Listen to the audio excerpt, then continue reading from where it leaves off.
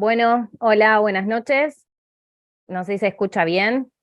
Bueno, bienvenidos a la actualización de PIF. La idea un poco ahora es que hablemos con el doctor Pablo Maure, que va a estar encargado de hacer una breve actualización de todo lo que es la patogenia de esta enfermedad. Y bueno, después de ver estos datos, después lo vamos a analizar un poquito más en profundidad, pero bueno, es el trabajo de un año de estudios, de planillas, de análisis, de seguimiento de pacientes, así que bueno, son bastante los datos que se pudieron recopilar, datos que sorprenden, que llaman la atención, así que después lo vamos a ver un poquito más en breve, más extenso.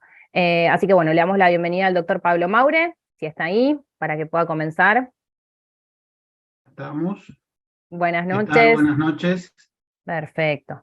Bueno, como decíamos antes, la idea de esto es hacer una breve actualización eh, y después vamos a estar hablando con preguntas y bueno, resolviendo dudas que puedan llegar a surgir. Vamos a hacer un muy breve repaso de lo que son como bueno, los signos. Un poco ya habló Pablo de todo esto. eh, que bueno, generalmente se presentan gatitos menores de 2 años y mayores de 10, son como los grupos etarios más sensibles. La realidad es que se están viendo pacientes de 5, 6 años, 7 años, 8 años, esto que contaba Pablo, de tener en cuenta el antecedente si hubo un contacto con algún otro gato o pudo haber existido, digamos, hay un contagio, entonces se puede dar en estos pacientes que están en el rango etario intermedio. Los machos enteros tienen más riesgo que las hembras y obviamente todas lo que es razas tienen un poco más de predisposición, como ser persas, bengalíes, ragdoll, abisinios, birmanos. Ahí no es algo que sea hereditario, pero sí a nivel genético hemos visto líneas de familia, de por ejemplo madre con hijo que tuvieron PIF, de hermanos que tuvieron PIF. Entonces, bueno, no es que sean contagiados, sino que por ahí también tienen esa predisposición de generar esta mutación y esta variante y que desarrollen la enfermedad. Muchas veces hay un historial de estrés, desde una mudanza, una castración, la incorporación de un gatito nuevo, obviamente ni hablar cuando están en condiciones que no son buenas, como a veces en ciertos refugios o ciertos lugares que están con mucho hacinamiento, mezclan distintos rangos etarios, distintas enfermedades. Hay una fuerte asociación con los retrovirus, más que nada con el VILEF, como veíamos antes en las estadísticas con el VILEF es una fuerte relación que estamos viendo. Los signos generalmente van a aparecer a los 40 días después de que se generó la mutación, y eso va a depender un poco del mismo sistema inmunológico, como explicaba Pablo recién, si va a desarrollar más una presentación húmeda o una presentación seca. Los signos que vamos a ver generalmente, la forma efusiva es la más común que solemos ver. La mayoría presenta efusión abdominal, que es ese típico abdomen, ahora vamos a ver unas fotos, distendido. Eh, Después tenemos presentaciones que pueden ser mixtas, en donde hay colecta pleural y abdominal, y la menos por ahí frecuente es la efusión pleural, que va a cursar, bueno, con disnea, con taquipnea, es bastante característico el distrés respiratorio que presenta el gato cuando tiene colectas pleurales.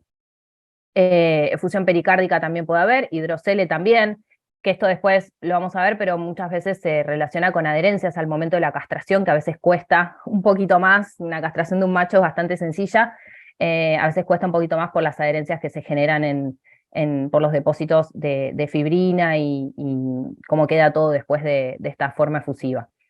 Y recordemos que la disnea, o sea, el gato es una especie que tolera muy bien las cantidades de líquido en tórax, o sea, las puede compensar muy bien. Entonces, recién con 30 mililitros por kilo, si tenemos un paciente que pesa unos 5 kilos, tiene 150 ya mililitros en el tórax, y recién vamos a estar viendo por ahí una sintomatología leve de distrés respiratorio, y a partir de 60 mililitros por kilo, o sea, ya ahí estamos hablando de 300 mililitros, los signos van a ser mucho más evidentes y ahí vamos a recibir ese paciente que viene con posición ortopneica, respiración a boca abierta, respiración restrictiva, contragolpe. Entonces recordemos que cuando vienen con esa instancia, la presencia de líquido es bastante abundante, ¿sí? Bueno, acá vemos pacientitos con los que son las pancitas distendidas, ¿sí? Después tenemos acá a Pepe, que es otro gatito también. El estado general, después hay signos que vamos a ver que son en común, pero fíjense el pelo, la pérdida de masa muscular, el abdomen distendido, el sensorio, claramente se siente mal, pobre gordo. Signos que van a ser de la forma seca, vamos a tener distintas afecciones que pueden ser neurológicas. La mayoría de las veces empieza por ahí como con una debilidad, una paresia de miembros posteriores que puede progresar a una tetraparesia. Hay veces que hay inclinación de cabeza, de la cabeza, hay cambios de comportamiento, hay nistagmo, ¿sí? Hiperestesia. Después vamos a tener signos oculares, donde la presentación más común es la uveitis, que si, bueno, esa uveitis no se trata y no se va manejando en el transcurso del tratamiento, puede desencadenar en un glaucoma, y ese glaucoma puede llegar a complicar la visión de nuestro paciente. También podemos ver anisocoria, edema corneal, desprendimientos, bueno, parciales de retina, eso cuando ya van evolucionando, ¿no? las patologías. Bueno, ifema, depósitos de fibrina en el ojo. Otra de las cosas que se va a ver es una renomegalia y una insuficiencia hepática que va a estar relacionado con aumento de enzimas hepáticas, con ictericia, un hígado inflamado. Y después hay una presentación que es con pápulas, que son sin prurito o se forman como una especie de granulomas en piel, que no es tan frecuente, pero bueno, sí, una vez cada tanto por ahí se ven algún paciente. Este es un paciente con una uveitis que fue evolucionando después con el tratamiento, se depositó se hizo como ese coágulo de fibrina que después se va disolviendo y mejora la visión. Esta es Manchita, es una pacientita que ingresó con un PIF neurológico. Fíjense cómo camina, la ataxia, la dismetría, la posición de la cabeza. Manchita ya venía sin comer, venía con una condición corporal muy baja, el sensorio totalmente alterado. Y en ella empezamos el tratamiento y a las 48 horas Manchita estaba así. La verdad es que tuvo una muy buena respuesta al tratamiento inicial.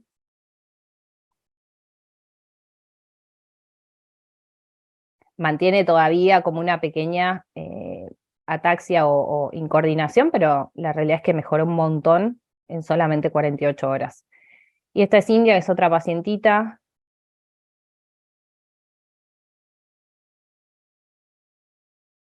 Fíjense esto que hablamos de la inclinación de la cabeza, la alteración del sensorio, la posición de la cola, cómo va acompañando también esa inestabilidad que presentan. Y estará India a los 3 días de tratamiento con la respuesta de la medicación. Fíjense cómo mueve la cabeza, cómo está conectada, está activa. La verdad que una alegría cuando uno ve los avances en el tratamiento. Bueno, esta es Chloe, para todo lo que es afección de pif ocular, ¿sí? Se fue acompañando con colirios y la verdad que la respuesta de la gordita fue muy buena. Tenía una presentación seca ella. Y después, como hablábamos, tenemos signos que van a corresponderse con las dos formas, ¿sí? Que va a ser la fiebre fluctuante, que no encontramos foco, es un paciente que presenta fiebre, que está decaído, son gatitos que se van apagando y que van teniendo una pérdida del apetito, se vuelven más selectivos, el crecimiento es lento, cuando son cachorros se ve bastante estancado el crecimiento, pérdida de peso, esto de que el pelo se abre, se pone menos brilloso, bueno, ictericia y linfoadenomegalia, que también van a estar presentes las dos. El diagnóstico de esta enfermedad, esto está sacado de la guía que presentaron, la actualización en el 2022. Lo que se plantea mucho es de esto de hacer como la sospecha de ladrillo a ladrillo, ¿no? Como ir formando con cada estudio y con cada signo que vamos viendo en el paciente, ir formando este gatito, digamos, de ladrillitos que nos va a permitir llegar al diagnóstico de una PIF, ¿sí? Lamentablemente, como vamos a ver después, no tenemos forma de hacerlo con un método que realmente nos arroje un positivo o un negativo, sino que en realidad son diagnósticos que hacemos por exclusión y vamos juntando un montón de pistas y de resultados que nos van sugiriendo y nos van llevando para el lado de que podemos estar con un paciente con esta enfermedad. No hay prueba 100% específica, ¿sí? Lamentablemente esto es como muy frustrante porque hay pacientes que son muy de libro y que llegan con una sintomatología súper florida, y hay pacientes que son un desafío, entonces a veces es un poco más frustrante el llegar al diagnóstico. Tengamos en cuenta, como decíamos antes, tenemos que hacer diagnóstico por exclusión, tenemos que tener en nuestra cabeza ciertos diferenciales que van a tener una sintomatología muy parecida y que nos pueden llegar a confundir con una PIF. A la cabeza, generalmente la primer causa de confusión son las neoplasias, principalmente los linfomas, linfomas mediastínicos, linfomas intestinales, linfomas multicéntricos, que generan líquidos que son súper parecidos a una PIF. La gran diferencia va a ser la citología, ¿sí? La presencia de células tumorales que vamos a ver en ese líquido de punción. Pero es la primera causa y es bastante frecuente de ver que ya punzan, sacan el líquido, lo ven amarillo, espeso, con mucha proteína, y arrancan el tratamiento, y por ahí tenía una masa en tórax o tenía una masa en abdomen. El segundo diferencial que tenemos que tener siempre en mente es todo lo que es relacionado páncreas-hígado, las colangitis, las colangiopatitis, las pancreatitis, las triaditis, ¿sí? Es la segunda causa más común de confusión. Las pancreatitis puntualmente y todo pueden generar acúmulo de líquidos de igual manera, pueden dar reacciones peritoneales, efusión de abdominal, efusión en tórax, también por todos los mediadores inflamatorios que se liberan. Entonces, estas dos enfermedades son como muy parecidas con la presentación húmeda. La asociación con retrovirales, ¿sí? Recordemos que siempre tenemos que tratar de testearlos por PCR. Podemos tener un paciente que es regresivo, ¿sí? Que no tiene antígeno circulante, y los test rápidos nos pueden dar falsos negativos. Entonces hay una fuerte asociación de PIF con VILEF, entonces siempre tenemos que tratar de descartar por PCR esta enfermedad. La toxoplasmosis también es otro de los diferenciales que tenemos que tener en cuenta, más que nada cuando las presentaciones que tenemos son neurológicas, tienen un compromiso ocular o respiratorio, pueden generar signos parecidos.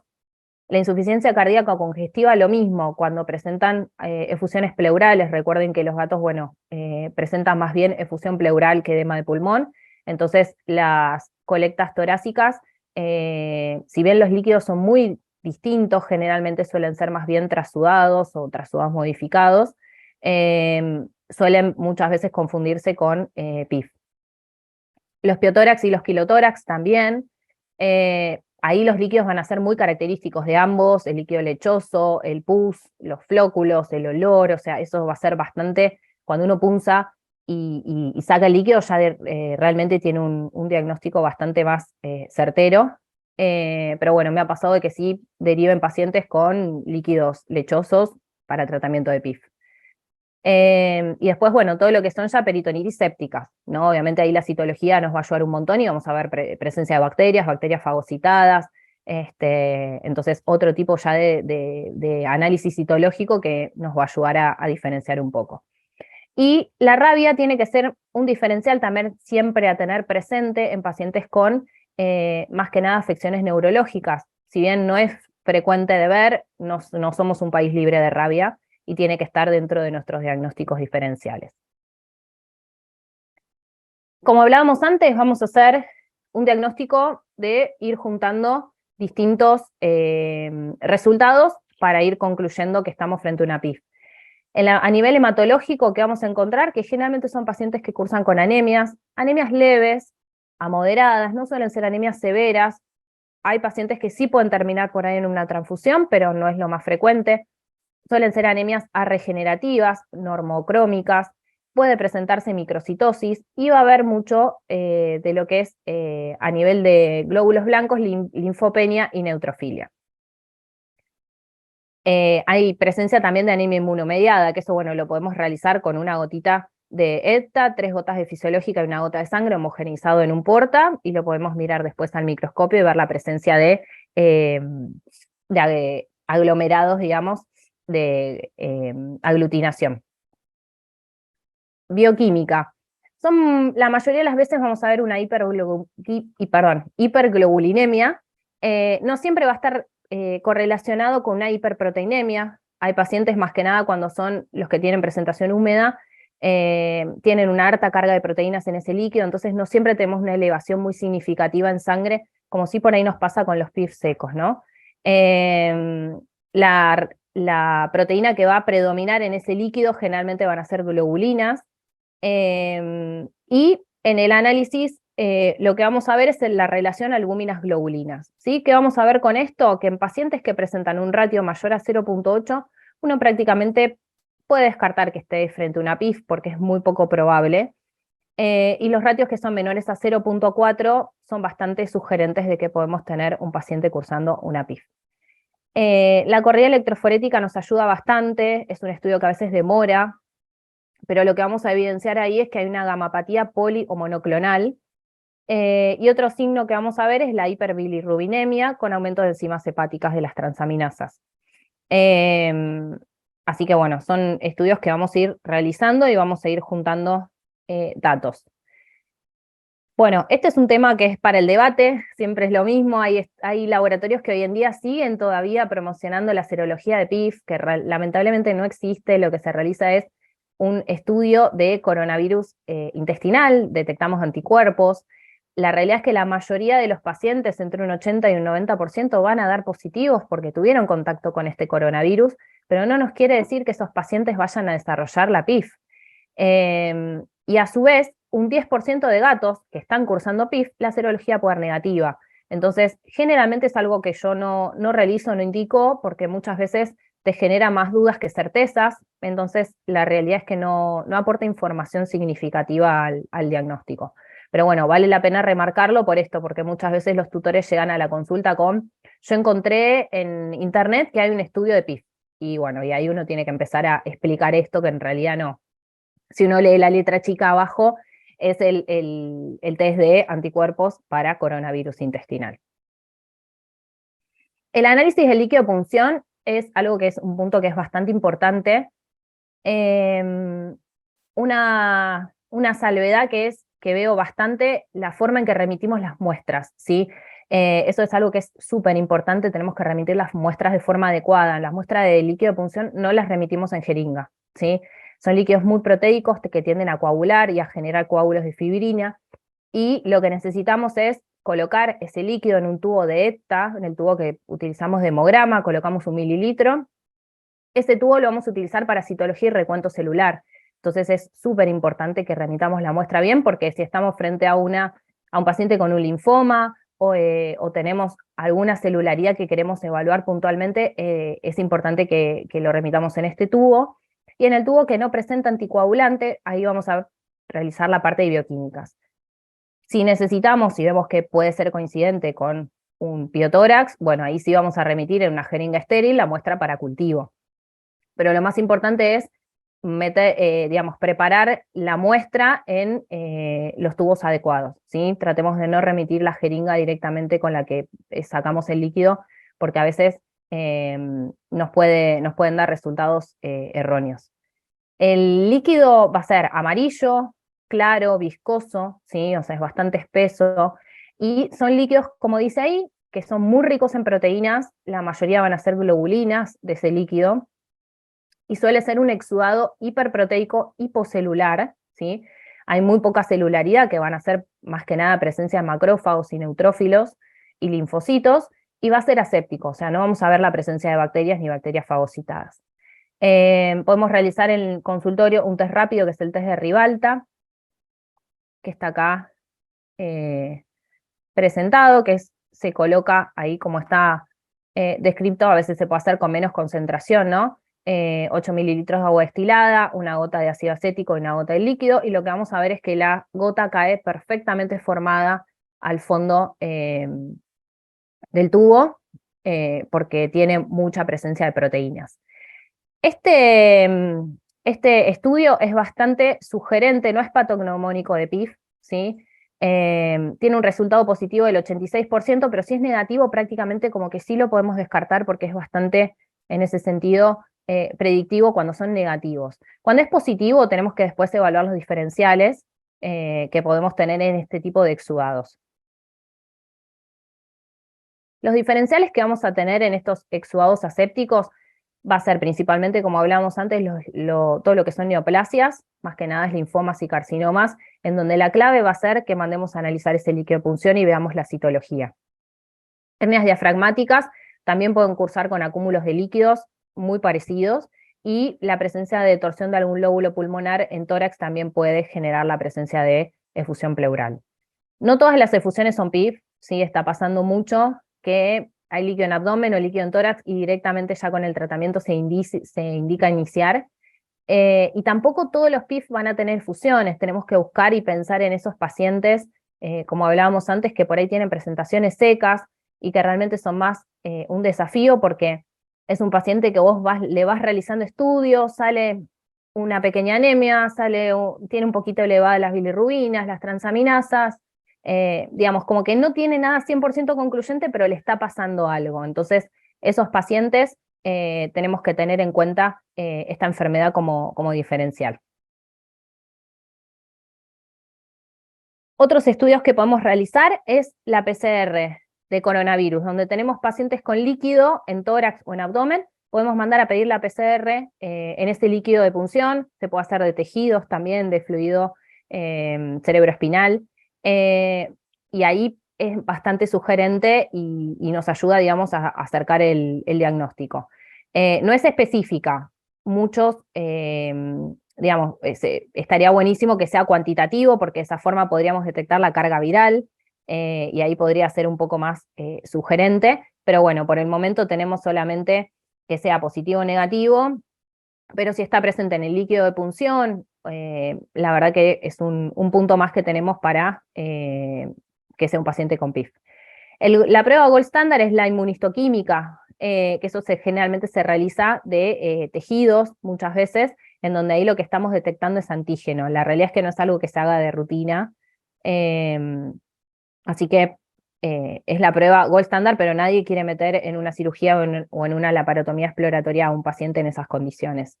Es más fácil utilizar el mismo tratamiento como diagnóstico. Bueno, hay otras herramientas por la cual podemos llegar al diagnóstico mismo. La glicoproteína ácida alfa 1 también se puede utilizar porque lo que nos marca más que nada es lo que es inflamación sistémica, entonces hay veces que se puede utilizar como seguimiento para ir viendo la evolución de estos pacientes. La histopatología, como decía antes, muchas veces es por necropsia, que llegamos a ver estos típicos piogranulomas que se van desarrollando con vasculitis, perivasculitis, bueno, y estos complejos piogranulomatosos en distintos órganos, como ser, por ejemplo, ahí todo lo que es hígado y todo lo que es intestino. Este es otro paciente que también fue por postmortem, esto fue antes de que tengamos el GS acá en Argentina. Fíjense los depósitos ahí que van a ver en riñón y en intestino, en donde el patólogo nos informa múltiples piogranulomas, vasculitis, una nefritis piogranulomatosa multifocal, una enteritis piogranulomatosa, lo mismo, multifocal severa, y como diagnóstico la peritonitis infecciosa. Este es Pupi, es un paciente que lo pongo en la charla y lo he puesto antes porque fue un gato que fue bastante llamativo la presentación. Yo lo empecé a atender con vómitos y diarreas. Tenía la palpación un segmento intestinal de unos 6 a 8 centímetros, duro, engrosado. Se realizó ecografía y la imagen era bastante sugerente de que podía ser un tumor. Era BIF-BILEF negativo tanto por inmunocromatografía como PCR. Y se decidió ingresar a la parotomía exploratoria porque no frenaban los vómitos y el paciente no mejoraba. Y esa es el segmento de intestino que tenía, todo alterado, súper engrosado. Mandamos a una muestra, digamos, mandamos a un patólogo las muestras. La verdad es que al principio nos dieron un diagnóstico totalmente diferente, pedimos los tacos y lo enviamos a otro patólogo de confianza. Y la verdad es que ahí realmente nos dio la conclusión de que era una peritonitis piogranulomatosa multifocal severa y una linfoadenitis piogranulomatosa, y el diagnóstico presuntivo como peritonitis infecciosa felina. Pupi arrancó el tratamiento, ya hoy en día ya pasó más de un año de su alta, la verdad que está fantástico, y ese segmento increíblemente se redujo y normalizó, quedó un poquito más engrosado el espesor, pero la verdad es que eh, normalizó muchísimo esa imagen, que la verdad era bastante, bastante preocupante. Bueno, entonces a esto quería ir con Pupi, por ejemplo, utilizar el tratamiento como una herramienta diagnóstica, ¿sí? Lo que hacemos es proponer a los tutores, donde tenemos la sospecha, proponer un tratamiento inicial de 7 días, como para empezar y ver la evolución. Generalmente el paciente a las 24 o 48 horas empezó a comer, está más animado. No es que es magia, o sea, no podemos prometer eso porque la realidad es que estaríamos mintiendo, pero la realidad es que el tutor que conoce a su gato y que lo ve tan mal, empieza a ver cambios. Le cambia la mirada, está más animado, volvió a pedir, no sé, en el desayuno el queso que pedía siempre, o sea, empieza de a poquito a normalizar esa rutina. Em, y generalmente lo que tratamos de hacer es, en el mientras tanto que por ahí empezamos, podemos ir descartando otros diferenciales, ¿sí? Pero muchas veces, como hablábamos antes, uno de los puntos que marcaban en el video inicial es el tiempo, ¿sí? Tenemos que tratar tampoco de perder tiempo. Hay estudios que, por ejemplo, una corrida electroforética demora 15 días, una toxo demora 15 días, una PCR demora una semana. Eh, un análisis de líquido de punción, depende del laboratorio, también te demora hasta que te devuelven el informe. Entonces, está bueno también tener esto como una herramienta, si bien obviamente es caro, porque bueno, si después uno termina descartando una PIF, pero bueno, donde no estamos frente a una peritonitis, la respuesta no es favorable, o sea, es clarísimo la evolución del paciente. Entonces, tengamos esto, la ampolla, como una herramienta también diagnóstica a la hora de poder iniciar, ¿no? Y el tiempo es clave, ¿sí? El tiempo es clave para el éxito del tratamiento. Muchas veces llegan pacientes que vienen hace 3 semanas dando vueltas, que todavía no me dieron el líquido, estoy esperando la PCR del líquido de punción, y son pacientes que se podría haber arrancado y empezado. Hay veces que arrancamos y recuperamos muy bien, y hay pacientes que lamentablemente no logran, y por ahí a las 24, 48 horas como mucho fallecen. Entonces, el tiempo también es clave para que podamos tener un tratamiento exitoso, ¿sí? Consideraciones del paciente crítico. Esto lo puse porque también hay veces que en la clínica uno va viendo ciertas cosas que van sucediendo, y por ahí está bueno recordarlo. Cuando tenemos presencia de fusiones, tanto abdominal como pleural, hablábamos antes de esto de la capacidad que tiene el gato de compensar estos líquidos.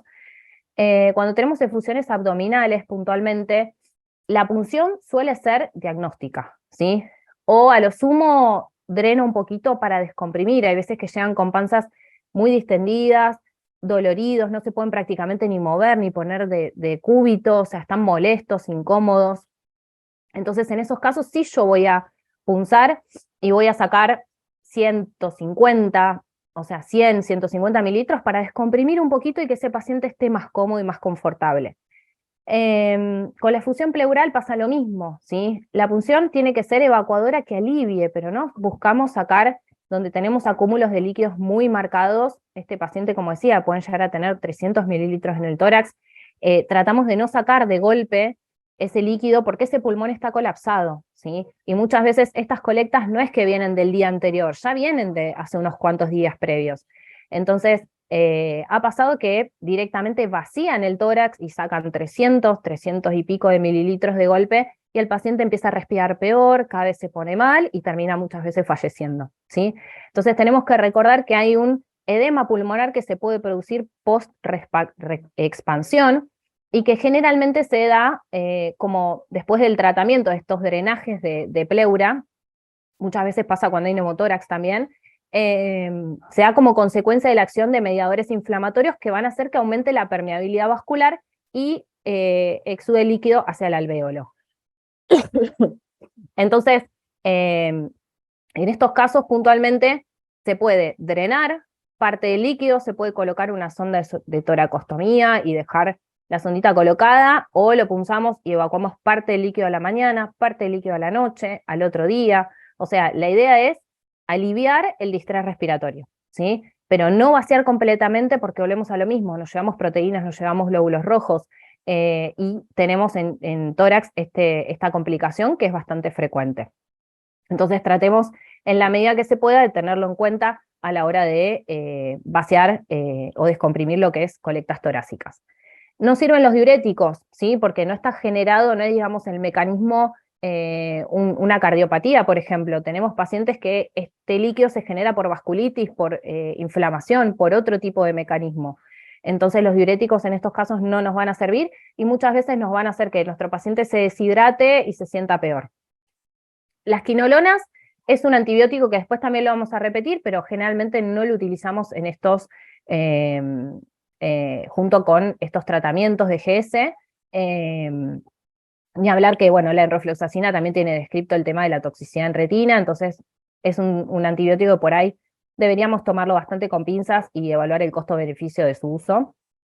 Teniendo otras opciones, la Margo tiene mucha menos toxicidad y la podemos utilizar.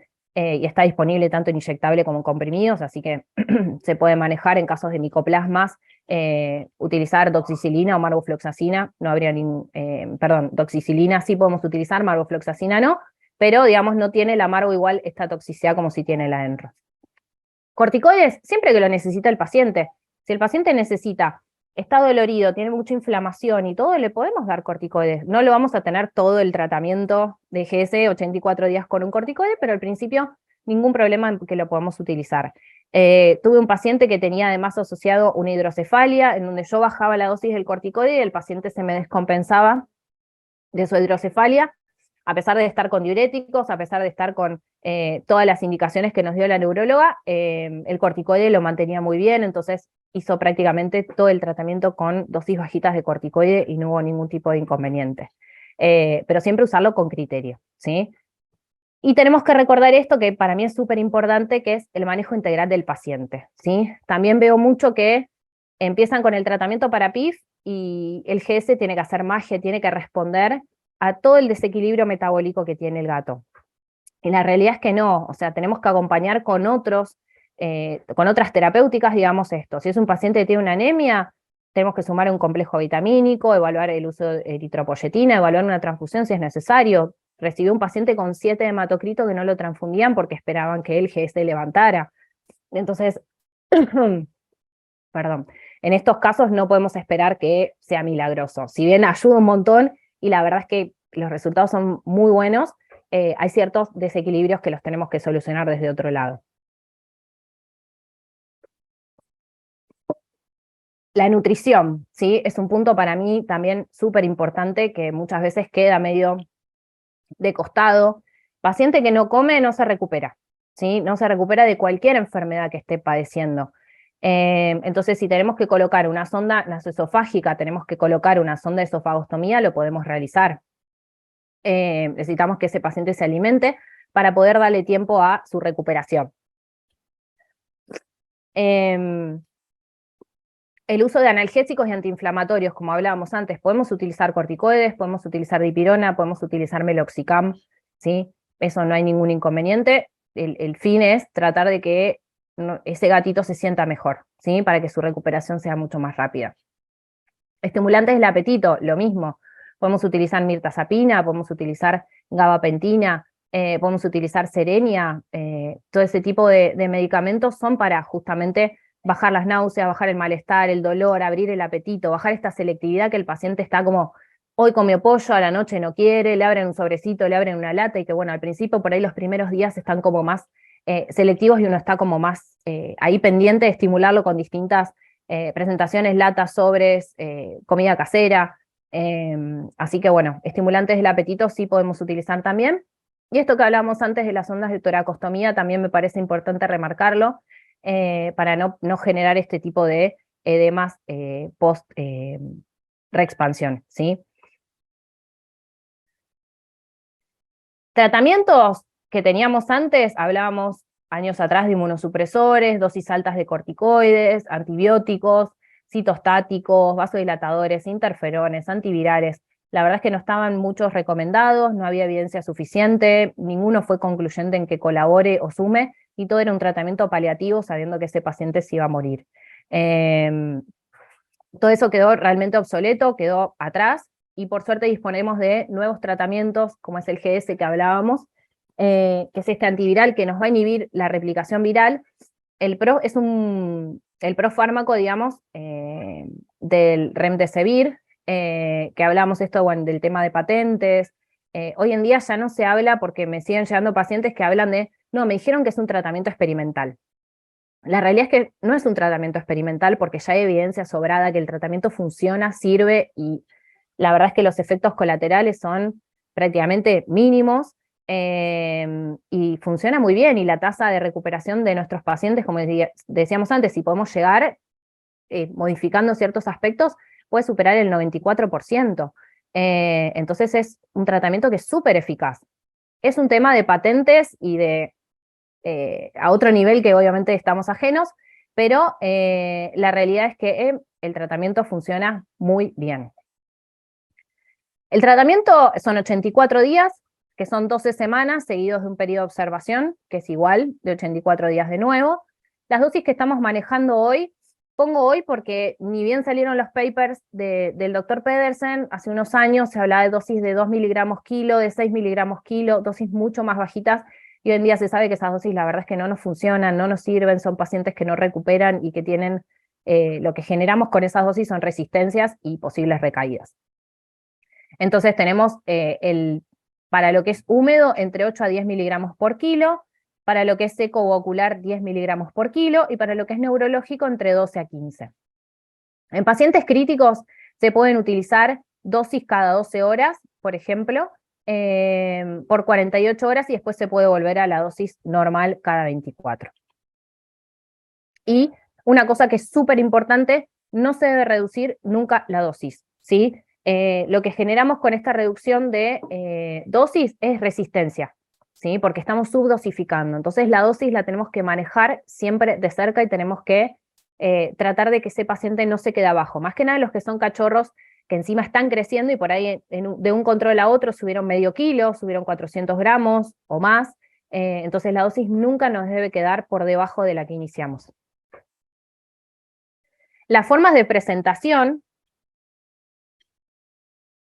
que vamos a tener en Phoenix son inyectables y en comprimidos.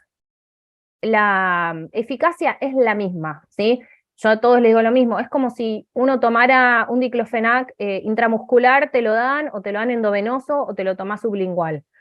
Lo que va a cambiar es la absorción, el metabolismo, va a cambiar el tiempo en que empieza a hacer efecto, pero la eficacia es la misma. Entonces, cambia la forma farmacéutica. No hay diferencias en cuanto a eficacia. Sí, lo que tratamos de hacer es en pacientes que están muy deteriorados y que arrancan el tratamiento con estado general malo, sí es empezar con inyectable, porque no nos podemos asegurar que la vía oral sea una buena vía de administración. A veces están nauseosos, a veces vomitan, a veces es una lucha y terminan generando una pelea para que trague algo. La absorción a nivel intestinal, si es un intestino y viene de varios días de anorexia, no está bien permeable, no está bien para absorber la medicación. Entonces, generalmente en pacientes descompensados tratamos de empezar con inyectable, donde se compensa y se estabiliza, y está comiendo ya bien, y ya viene hace varios días, una semana, 2 semanas que está estable, podemos evaluar el paso a comprimidos.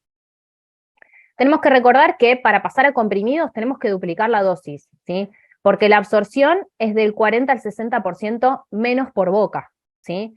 Entonces, al absorberse menos vía oral, tenemos que subir dosis, ¿sí? Entonces, si empezamos con una dosis de 8 miligramos por kilo, la tenemos que pasar a 16. Y utilizar en casos donde por ahí son pacientes grandes, de peso y todo, se puede repartir la toma, por ahí a veces te quedan 6 comprimidos, o te quedan 4 comprimidos juntos, se puede dar partido a la mitad, podemos dar 2 comprimidos a la mañana y 2 comprimidos a la noche, eso no hay ningún problema, tratamos de que lo corten y no se muelan por ahí los comprimidos. Y lo que no podemos es alternar, a veces los tutores llegan y uno obviamente entiende, por un lado, que a veces el gato pobre está cansado de los pinchazos, le duele, está molesto, los tutores también están estresados, y hay veces que quieren pasar a comprimidos. Hay que entender que, bueno, que cambia bastante esto de dosificación, por ende va a cambiar el presupuesto que se maneje a nivel económico, y sí lo que tenemos que hacerles entender es que no podemos mezclar, o sea, yo no le puedo dar 2 días inyectable, un día comprimidos, o me han planteado, no, la semana le quiero dar inyectable y el fin de semana comprimidos, o sea, no podemos variar eso porque varía mucho esa absorción y estamos jugando mucho con la dosis. Entonces lo ideal es, si realmente quieren pasar a comprimidos, bueno, evaluamos por ahí hacer, no sé, 60 días y la última tanda de 24 días hacerla vía oral. Y ahí hacemos el ajuste de dosis, duplicamos esa dosis y pueden pasar a vía oral. No hay ningún problema, pero no podemos ir intercalando distintas inyectable y comprimido. ¿Qué controles vamos a realizar en el tratamiento? Generalmente vamos a tratar de realizar controles a los 30, a los 60 y antes del 84. ¿Sí? Estos controles van a ser en base a un examen clínico, un examen de sangre, ¿sí? Y hay veces que ecografías o radiografías que amerite. Igual, una vez por semana, este paciente debe pesarse, ya sea en su casa o en la veterinaria, tenemos que chequear el aumento de peso siempre. Y más como decíamos antes en cachorros. Hay veces que si lo vemos al día 0 y después yo lo veo al día 30, por ahí sube 1 kilo, 1,5 kilos, que recuperó peso o creció. Entonces esa dosis me quedó muy baja, ¿sí? Entonces tenemos que tratar de mínimo una vez por semana comprometer a los tutores a que nos envíen, aunque sea el peso, si vemos que la evolución es buena, hay veces que, no sé, no viven lejos o X motivo, tratar de que se comprometan una vez por semana, conseguir una balanza, pesarlo y pasarnos el peso. Según el peso, ajustamos la dosis, ¿sí? Pero no podemos permitir esto de subdosificar. ¿El examen clínico en qué va a consistir? El examen clínico físico que hacemos siempre, peso, temperatura, controlar cómo está el manto, cómo está la panza, si son PIF que presentan abdomen, esa panza se tiene que ir ablandando, tiene que ir reabsorbiéndose ese líquido. No podemos pretender tampoco que en una semana desaparezca una panza de líquido abdominal abundante, entonces sí hay que ir teniendo un control. Al principio el paciente por ahí baja un poquito de peso, pues ese líquido se va como reabsorbiendo y después empieza a ganar peso porque recupera musculatura a estado general y ese líquido se sigue reabsorbiendo igual. Entonces, darle tiempo también al tratamiento es importante, porque también a veces pasa que en 5 días ya aumentan dosis o suben dosis, y eso tampoco está bien, porque no podemos esperar que en tan poquito tiempo esa panza desaparezca que viene colectando el líquido hace un mes. Entonces, hay que dar tiempo a que se vuelva a estabilizar, se vaya reduciendo la inflamación, vaya bajando la vasculitis, y ese líquido de a poquito se va a ir reabsorbiendo. ¿Qué vamos a controlar también? Un hemograma completo, como decíamos, con bioquímica, hemograma, proteínas totales, albúminas, globulinas, el ratio albúminas, globulinas, urea, creatinina para evaluar función renal, bilirrubina si lo amerita. Repetir ecografía y abdominal y torácica, perdón, ecografía abdominal o de tórax si amerita también, se puede complementar muy bien, o radiografías, ¿sí? Al día 30, y en realidad al día 60, lo que vamos a evaluar básicamente con los estudios es, tengo que subir la dosis. ¿Cómo evolucionó mi paciente? ¿Ganó peso? ¿Mejoró el estado general? ¿Está comiendo? ¿La panza se reabsorbió? ¿Mejoraron los signos neurológicos? ¿La uveitis está mejorando? O sea, tengo que evaluar en conjunto todo. Más allá de los valores de sangre, los resultados de sangre que vamos a tener, evaluar en forma integral el paciente. Y ver si mantenemos la misma dosis o tenemos que aumentar la dosis. Los aumentos de dosis siempre lo vamos a hacer de +2. O sea, si pasa de 8, lo subo a 10. Si está en 10, subo a 12, ¿sí? Por lo menos. Si es un paciente que tiene una mejoría muy poco significativa, o al revés, las globulinas siguieron subiendo, las proteínas siguieron subiendo, el líquido no se va, hay veces que hasta +5 podemos llegar a subir miligramos por kilo en esos ajustes que vamos realizando. ¿Qué controles vamos a realizar en el periodo de observación? Básicamente los mismos, ¿sí? Lo que buscamos un poco es observar principalmente que no haya recaídas, son 84 días igual, o sea, es el mismo tratamiento, la misma duración. Los controles, como decíamos, y vamos a complementar en caso de ecografías o radiografías. En caso de que el paciente en el periodo de observación tenga una recaída, vamos a empezar con la misma dosis que finalizó, pero le vamos a sumar 3 miligramos por lo menos. O sea, si finalizó con 10, yo voy a empezar con 13, ¿sí? Mínimo 30 días y vamos a controlar a los 15 días sangre y a los 15 días otra vez para ir viendo un poco la respuesta al tratamiento. El molnupiravir es otra droga que también podemos utilizar, que la verdad que funciona muy bien, pero bueno, generalmente la dejamos reservada para casos de resistencias, de recaídas severas o casos muy puntuales. Consideraciones que vamos a tener a la hora de pinchar el gatito. Siempre utilizar una aguja distinta a la que yo lo voy a aplicar. O sea, con una aguja cargo en la ampolla, con otra aguja pincho el gato. Manejar una misma franja horaria, ¿sí? Que no haya muchos desfasajes, porque si no la curva de absorción, digamos, de mantenimiento de la droga en sangre va a ir fluctuando mucho y eso nos puede generar una resistencia. Entonces, si siempre manejamos un horario, hay que explicarle a la gente al momento de iniciar que, bueno, ¿qué horario vas a estar vos siempre? Porque esto va a llevar 3 meses de tratamiento. ¿Qué horario vos vas a estar siempre para poder empezar el tratamiento? O ir corriéndolo de a 1 horita por día, por franja, para ir llegando al horario que por ahí el tutor necesita o le queda más cómodo. Rotar los sitios de aplicación, ¿sí? Ahora lo vamos a ver acá. Tratamos de ir pinchando lado derecho, lado izquierdo, más adelante, en el medio, más en caudal, más arriba, más abajo. La droga tiene un pH ácido que, si bien la verdad es que se mejoró mucho con el tiempo, el excipiente cambió muchísimo, hoy en día sigue doliendo un poco y genera como, donde por ahí no se pincha bien, genera como unas lesiones en piel chiquitas, la verdad es que por suerte cada vez en menos, eh, pero bueno, puede generar unas lesioncitas en piel, entonces, y el subcutáneo queda un poco molesto, entonces hay que ir rotando para no estar inoculando todo el tiempo en el mismo sitio. Los aumentos de dosis, como decíamos antes, van a ser de mínimo 2 miligramos por kilo, ¿sí? Frente a una falta de respuesta, y lo tenemos que ir ajustando al peso, ¿sí? Pesaje semanal, eso es importantísimo, lo vuelvo a recalcar por esto. Ya digo, si no es un control presencial, tiene que ser mínimamente un control por mensaje, por mail, por alguna vía, para que podamos ajustar la dosis. Acompañar se sugiere con protectores hepáticos como la silimarina, ¿sí? El tratamiento. Y al momento de pinchar, está bueno crear un ambiente amigable, generar una buena asociación positiva para que no sea un momento difícil para el gato, porque es un tratamiento que es prolongado. Entonces, se puede utilizar, hay veces que se usa gabapentina, hay veces que se usan feromonas, se coloca música, con comida. Hay muchos pacientes que con comida reaccionan súper bien y se dejan pinchar mucho mejor. Entonces, manejar un buen entorno y un manejo amigable con este gatito que ya por sí está estresado y está cursando esta enfermedad al inicio, es bastante, por ahí, un poquito más fácil porque están por ahí más débiles, pero después se va haciendo un poco más difícil de llevar en lo cotidiano. Entonces está bueno que la asociación sea, dentro de todo, lo más positiva y el momento lo más cat friendly que podamos. Perdón, ahí se escribió cualquier cosa ahí abajo.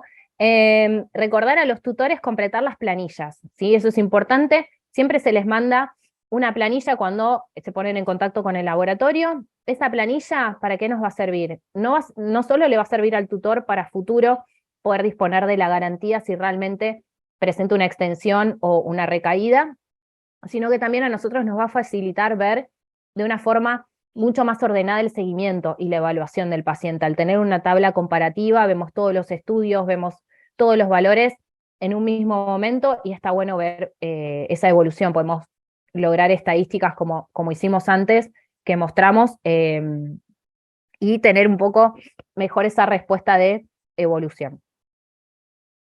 Phoenix también dispone de una calculadora de dosis. Por ahí, si uno no se acuerda bien la dosis o quiere consultar, puede acceder. Esto es libre para todos. Uno coloca si quieren presentación inyectable, si quieren presentación comprimidos, qué tipo de PIF tiene, qué dosis queremos utilizar y qué concentración vamos a utilizar. Y ahí colocamos el peso y ya nos dice los mililitros. El molnupiravir, como hablábamos antes, es la otra droga que tenemos como alternativa.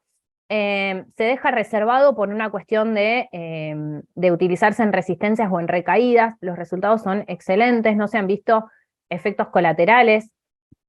Sí, lo que tiene de menor practicidad porque la dosificación es cada 12 horas. Entonces hay veces que complica un poco más el día a día el tratamiento.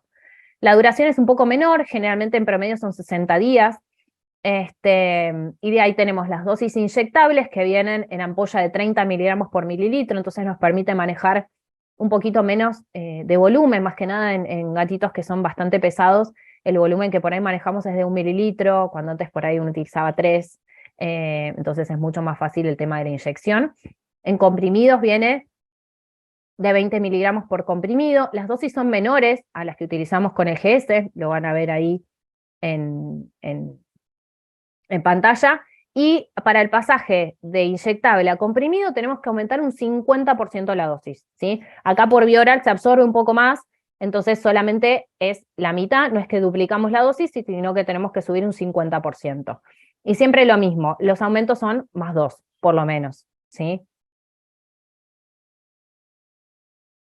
¿Cuándo vamos a considerar el alta? Llegamos al día cerca del 84 y lo que tenemos que evaluar es un conjunto, ¿sí? El paciente no es un ratio solamente, que tiene que llegar arriba de 0.7 y nada más, ¿sí? Hay un montón de factores que pueden hacer que por ahí no lleguemos a ese ratio, llegamos a 0.6, 0.65, o sea, depende de si es un paciente que cursa con alguna enfermedad, con una comorbilidad, como por ejemplo un BILEF, ¿sí? Los pacientes con BILEF suelen tener hiperglobulinemias también, entonces hay veces que no llegamos a ratios 0,9, o sea, bastante más altos, y nos cuesta como ir normalizando. Entonces, a la hora del alta, si veo que el ratio no termina a veces mucho de normalizar y todo, está bueno correlacionarlo con pedir lo que es la carga viral. Entonces, ver realmente si ese paciente está cursando con una carga viral alta, bueno, podemos inferir, y el resto está bien, puedo inferir que por ahí ese aumento de globulinas puede ser un poco a expensas del BILEF. Entonces, eso también hay que tenerlo en cuenta, porque es bastante frecuente la coinfección. Entonces, evaluar el peso, evaluar que los parámetros hematológicos y bioquímicos se normalicen, normaliza bilirrubinas, normaliza anemia. A veces algunos quedan con volúmenes corpusculares más chiquititos todavía, pero en líneas generales tienden a normalizar todo lo que es el laboratorio. Después lo que tenemos que hacer es controlar vía ecográfica que esos linfonódulos que estaban grandes, que esa citis también haya disminuido y se haya reabsorbido completamente el líquido, que la reacción peritoneal también haya desaparecido. Sí, hay veces que se puede ver que siguen con un poquitito de inflamación hepática, como hay algo que todavía está terminando de resolver. Pero en líneas generales, la verdad es que tenemos que tener un paciente sano que está normal con prácticamente todos los parámetros normalizados. Las causas de extensiones más comunes, como vimos antes en el video, es el BILEF, ¿sí? Y errores en el tratamiento. Entonces tenemos que tratar que sí o sí, básicamente los errores que se vieron es errores en la dosificación, en estos ajustes que no se van haciendo, y que el paciente por ahí pasa 60 días con una misma dosis, subió de peso, y eso no se va ajustando. ¿Cuándo voy a sospechar de resistencia? Sí, las resistencias no son frecuentes, la causa más común es esa, que es por errores de tratamiento, pero las que son por mutaciones del mismo virus que desarrolla una resistencia al GS son muy pocas, ¿sí? Creo que fueron muy poquitos casos los que hubo, que se corroboró que se manejaron bien las dosis y todo y no había mejorías, y con el molnupiravir respondieron muy bien. ¿Cuándo sospechamos? Cuando vamos a tener dosis muy altas, dosis de 12, 15 miligramos por kilo sin mejorías clínicas.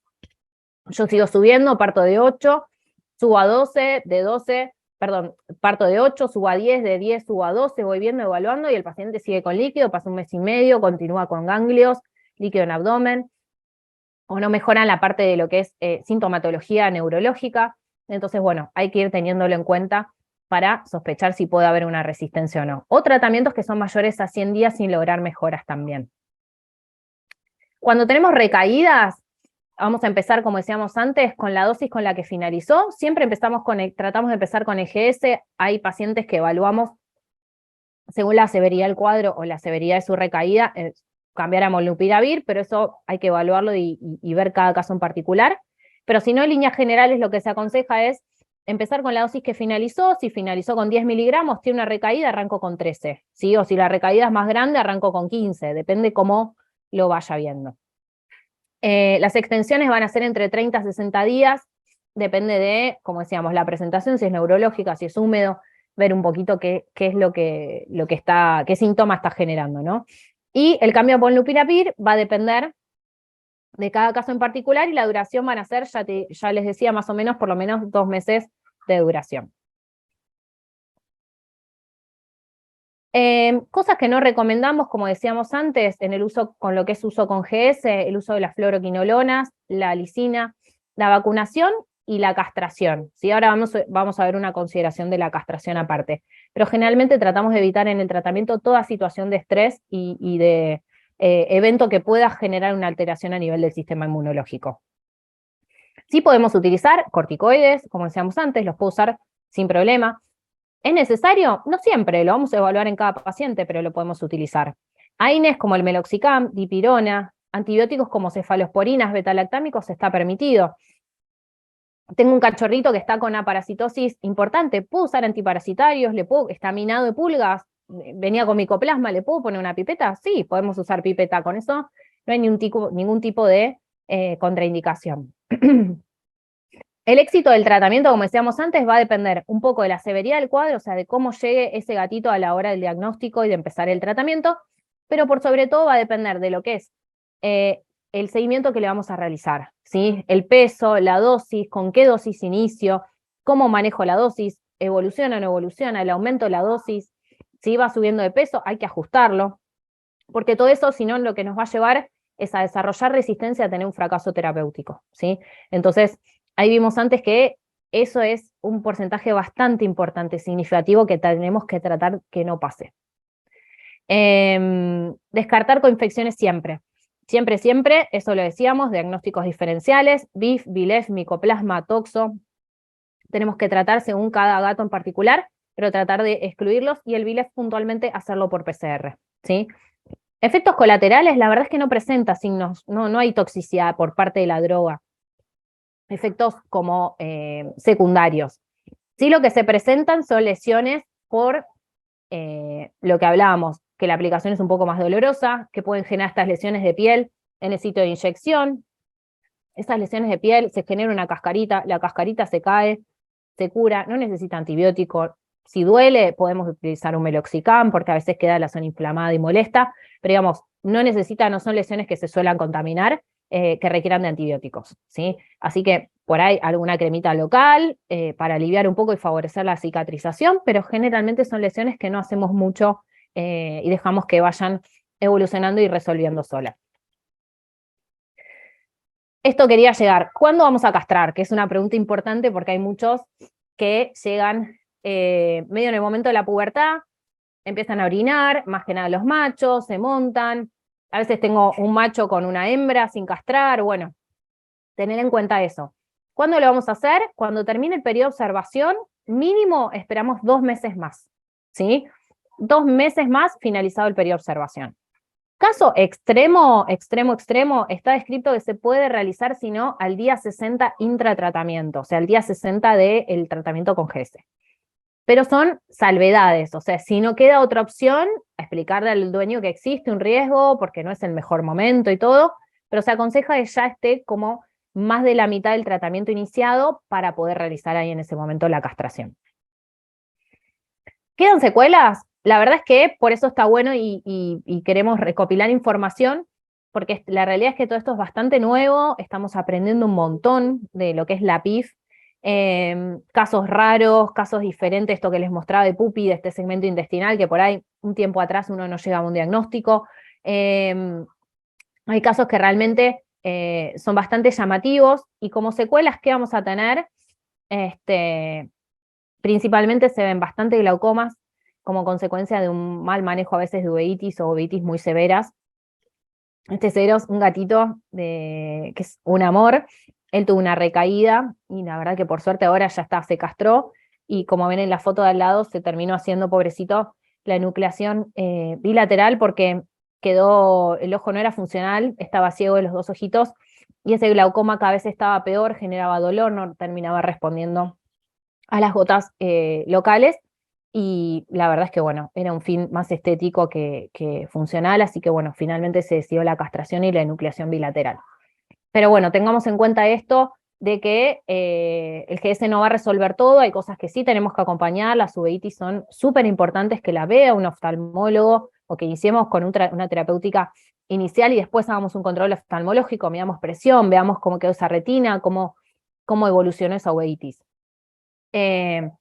Otra de las cosas que pueden generar en los que tienen principalmente PIF húmedos son adherencias, ¿sí? Tanto en abdomen como en pleura. Entonces habría que investigar después un poquito eso, alguno que quede por ahí con alguna secuela respiratoria, de algún distrés un poquito más crónico. Enfermedad renal crónica también es otro de los diferenciales, consecuencia de toda esta inflamación y todo este manejo de inmunocomplejos circulantes que hay. Pueden quedar pacientes con enfermedades renales crónicas que encima a veces cursan con BILEF, que también puede potenciar glomerulopatías inmunomediadas. Entonces, bueno, está bueno siempre seguir con los controles y todo lo que sea que podamos juntar datos nos va a sumar y vamos a aprender un montón. Así que los invitamos a que toda la info que puedan ir juntando también está bueno compartirla y que podamos ir sacando conclusiones como lo vimos en el video del inicio. Bueno, nada, estos son los pacientitos para que vean las mejorías que hay, la verdad es que son notables, o sea, es hermoso verlos así. Así que bueno, ya vamos llegando casi al final. Les queríamos recordar que el laboratorio Phoenix también cuenta con ampollas diagnóstico, o sea, empezó toda una acción solidaria en donde el objetivo de todo esto es no llegar tarde en el tratamiento. Entonces se encuentran ampollas distribuidas a lo largo de lo que es Argentina, Bariloche, Neuquén, Santa Fe, Entre Ríos, Tucumán, Córdoba, Jujuy, Puerto Madryn, Mar del Plata, Quilmes, acá en Capital en Buenos Aires.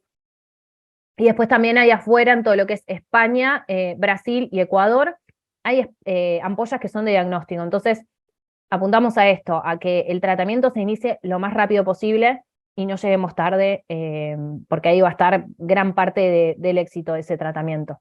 Así que creo que la iniciativa está muy buena para que podamos llegar, porque hay veces que son lugares más difíciles y sabemos que los días cuentan. Entonces, está bueno para tenerlo en cuenta que hay lugares que ya tienen ampollas asignadas para poder iniciar el tratamiento cuanto antes. Resumiendo, perdón la extensión. El tratamiento utilicémoslo como una herramienta diagnóstica, ¿sí? Nos tiene que quedar eso, de ir haciendo estudios mientras tanto, ir descartando patologías, pero si tenemos un paciente que vemos que se va desmejorando, empecemos el tratamiento, ¿sí? Porque ahí vamos a tener la respuesta también. Descartar coinfecciones, BILEF a la cabeza, siempre. Por PCR es el principal que está comprometido con esta enfermedad. El seguimiento, los voy a matar con esto, tic tic en la cabeza, pero el seguimiento es clave, ¿sí? Y siempre a cargo un veterinario de cabecera, que traten de buscarse, hay gente por ahí nos viene a ver y por ahí no vive cerca, entonces bueno, siempre decir, bueno, ¿cuál es tu veterinario de cabecera? Bueno, yo voy a hablar con él y vamos a estar en contacto y vamos a hablar y a trabajar en conjunto. Entonces eso también es importante, el seguimiento semanal, el peso, ir viendo la dosis, mejora, no mejora, todo eso hay que estar súper, súper atentos. El molnupiravir, tenerlo también como una excelente herramienta para casos de recaídas o casos complicados de resistencia, ¿sí? Eso se puede hablar con el laboratorio para evaluar cada caso en particular. No es una molécula que esté abierta a la venta directa para los tutores, así que cada caso se va a evaluar en particular. Y recordemos esto, que la PIF tiene cura, tratemos de divulgar esto y que cada vez más vetes se enteren, porque lamentablemente sigue habiendo colegas que desahucian por ahí gatitos y les dicen que no tiene cura o que el tratamiento no sirve o que estamos experimentando, y la realidad hay que un poco desmitificar todo eso porque es un tratamiento que salva vidas, así que vale la pena el esfuerzo y el compromiso por parte nuestro, ¿no? Así que bueno, agradecerles, perdón la hora, perdón la extensión y la reiteración de ciertos puntos, pero bueno, la idea de la charla un poco era esta, remarcar ciertas ideas para que podamos cada vez aumentar ese porcentaje de éxito del tratamiento. Este es el constructo del inóculo experimental de leucemia felina. Y lo que me resultó muy interesante fue empezar a identificar en los antirretrovirales cuáles son los genes que generan resistencia y multiresistencia. Entonces, fíjense cómo van apareciendo distintos antirretrovirales y cómo algunos tienen una fuerte capacidad de desarrollar resistencia. ¿Qué significa? Por ejemplo, yo agarro el AZT, que lo usamos muchas veces, se consigue como jarabe pediátrico, nos da justo la dosis para el gato. eh, Muchas veces el AZT va a funcionar al principio, pero una vez que el virus desarrolla variantes de resistencia, el AZT ya no sirve más.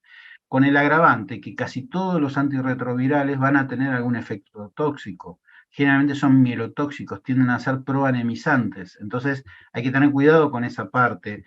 Tienden a ser nefrotóxicos, tienden a ser hepatotóxicos por periodos largos de utilización. Entonces, tenemos que seguir pensando cuáles son las mejores estrategias para salir de la monoterapia, para evitar los efectos tóxicos y cómo hacemos las intervenciones y cómo podemos potenciar ahora que sabemos que existe un interferón alfa felino. El raltegravir, este inhibidor de la integrasa, no se escapa de los patrones de resistencia. O sea, hoy encontramos virus mutacionales que tienen la capacidad de escaparse de la... O sea, que el raltegravir no inhibe su integrasa. Entonces, vuelvo a lo mismo, no a la monoterapia. Y ya los liberamos y lo que más me interesa es que generemos una charla en común después con todos los que han llegado despiertos y vivos a esta altura de la noche. No a la monoterapia es la primera conclusión que, insisto, voy a ser enfático siempre. Es mucho más complejo que lo que nos enseñaron todo lo que es leucemia felina. Epidemiológicamente no tenemos la más peregrina idea de qué es lo que pasa en nuestro país, pero yo estoy convencido que la prevalencia esa europea descrita en el paper epidemiológico hermoso del 8,8, si lo aplicamos a alguno de nuestros países de Sudamérica, y nos vamos a sorprender que podemos llegar a estarnos en el 20, 30, no sé si en el 50%. Es muy distinto la experiencia de Norteamérica y Europa con respecto a lo que es Latinoamérica. Entonces, guarda cuando quieran extrapolar, cuidado con las sugerencias que vienen enlatadas de los países llamados desarrollados, porque no siempre son extrapolables a nuestras realidades. Tenemos que trabajar con terapia biológica y terapia farmacológica. Me parece que ahí es donde tenemos las mayores chances de sostener un paciente crónico. Y tenemos que seguir estudiando cómo fue desarrollándose el background de conocimiento de HIV-Sida en humanos para traerlo a medicina felina. No hay antecedentes de interferón homólogo felino con tratamientos polifarmacológicos. Así que hay que construirlo. Fénix está trabajando en eso, me resulta por demás interesante, es por donde me han enganchado para que yo esté acá esta noche, y me parece que es fundamental que podamos ir trabajándolo. No somos especialistas porque estamos construyendo el conocimiento, y la invitación de esta charla creo que básicamente apunta a eso, a que podamos reencontrarnos generando conocimiento. Y ojo que es un conocimiento que nos pone a la par de cualquier país desarrollado porque tenemos la capacidad de hacerlo. Y ahí, por favor, sería fundamental que nos podamos enganchar la mayor cantidad de colegas. Así que bueno, yo les quiero agradecer, ahí están mis contactos.